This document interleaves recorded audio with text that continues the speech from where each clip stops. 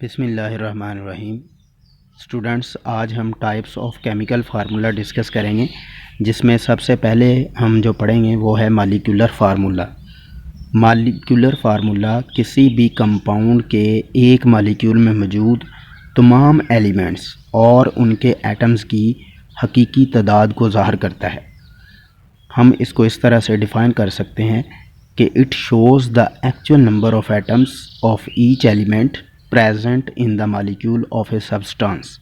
For example, molecular formula of benzene is C6H6 and of glucose is C6H12O6।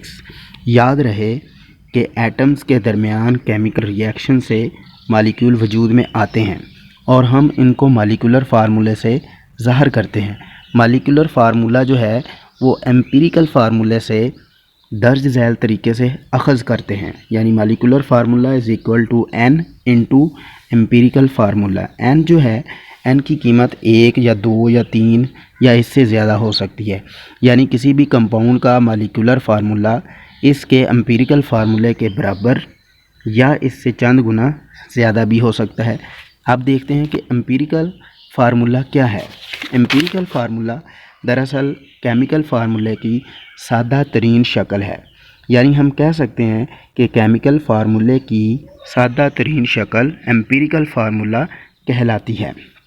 Empirical formula जो है ये compound में मौजूद atoms की सादा अददी निस्बत को ज़ाहिर करता है।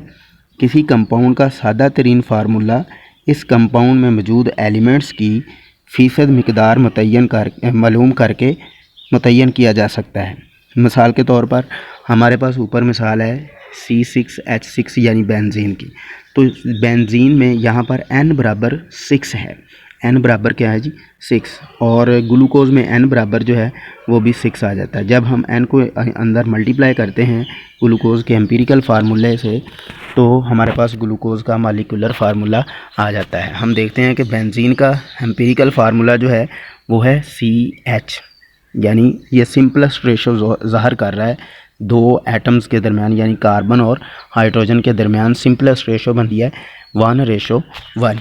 इसी तरह से ग्लूकोज के दरमियान जो सिंपलेस्ट रेशो बनती है वो रेशो बन रही है ग्लूकोज में एलिमेंट्स यानी कार्बन, हाइड्रोजन और ऑक्सीजन के दरमियान, वो बन रही है 1:2:1।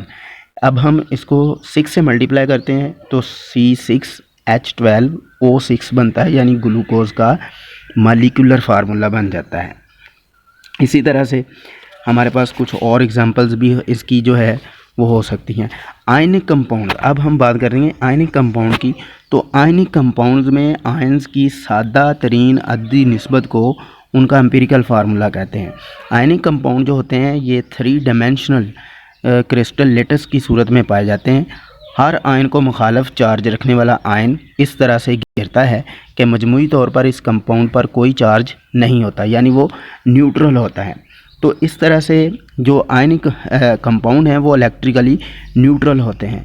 इसलिए आयनिक कंपाउंड की नुमाइंदगी करने वाला जो सादा तरीन यूनिट है उसका फार्मूला यूनिट कहलाता है। दीगर अल्फाज में हम कह सकते हैं कि आयनिक कंपाउंड्स के सिर्फ एम्पिरिकल फार्मूले ही होते हैं। मिसाल के तौर पर हमारे पास सोडियम क्लोराइड है, आम खाने का नमक जो है, ये इसकी मिसाल देख लेते हैं। NaCl है इसका फार्मूला, और यही इसका फार्मूला यूनिट है और यही इसका एम्पिरिकल फार्मूला है। इसके बाद दूसरी मिसाल जो है वो है हमारे पास पोटाशियम ब्रोमाइड की, KBr जो है यही पोटाशियम ब्रोमाइड का मॉलिक्यूलर फार्मूला है और यही इसका एम्पिरिकल फार्मूला है।